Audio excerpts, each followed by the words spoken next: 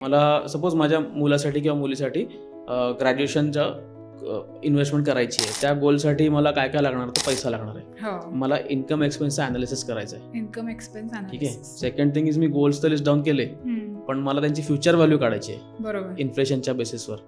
Okay, मग future value काढली की मला आज किती इन्व्हेस्टमेंट करायला लागेल याचं अंडरस्टँड करायचं आहे. ओके, त्यानंतर तुम्हाला एक बेसिकली समरी मिळेल की इतके इतके पैसे महिन्याला लागतील. ओके. ठीक आहे. त्याच्यानंतर एक स्टेप येते की तुमच्याकडे टर्म इन्शुरन्स आहे का, आहे तर किती आहे. ओके.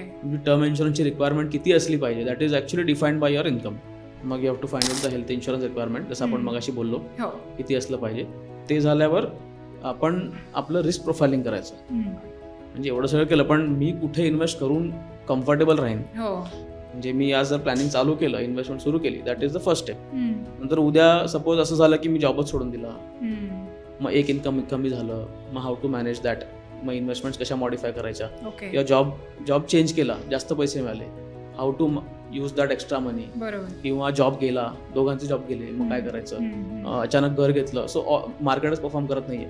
हे सगळे ना डायव्हर्जन्स आहेत. Right. So that is where our role comes in की फायनान्शियल ॲडवायझर काय करतो, तुम्हाला त्या स्ट्रेट लाईन पाथवर तर कोणीच चालू शकत नाही. सो हे डायव्हर्जन्स घेऊन तुम्हाला गोलला पोचवायचं.